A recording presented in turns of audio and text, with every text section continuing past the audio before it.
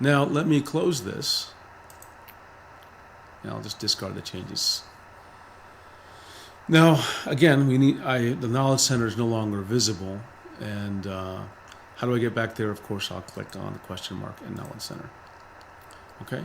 And now we're going to go to use samples immediately. And we're going to try one of the other samples. And at the top, I'll click on explore sample data with Spark. Now, this sample will actually create a Spark pool. So you don't have to worry about doing the step I did earlier, but it was good so you understand how to do it. Okay, and the Spark pool it's going to create is called Sample Spark. And you can see it's 3 nodes and it's medium-sized nodes. So I'll click on it and then click Use Sample.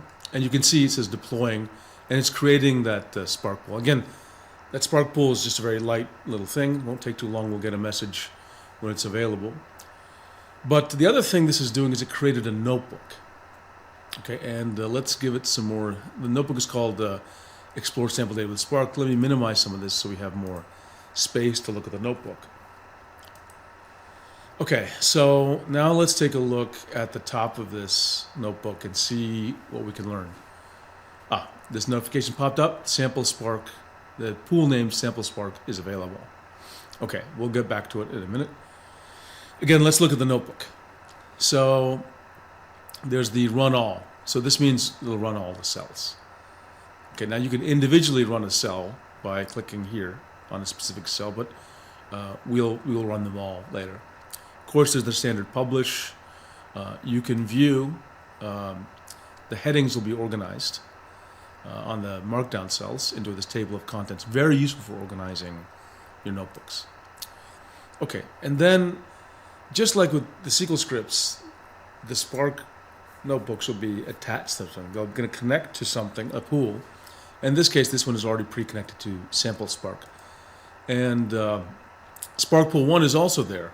That's the one I manually created earlier in this episode. And of course, I can go back to manage to create more, delete them, etc.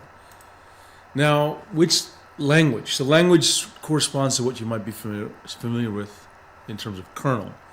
And you can see the list. There are 4 languages here. So by default we're set to PySpark Python, which means we're going to be using Spark, and that we're going to be using the PySpark bindings, and of course we're going to use the Python language. Spark is going to be done through Scala, just plain Spark. .NET for Spark. This is of course the language we're going to use is C#, and then Spark SQL. So I'm just going to leave it at PySpark Python. And now let's just take a look at the notebook. And you can see first, there's this bar here, it's gray, and it says not started.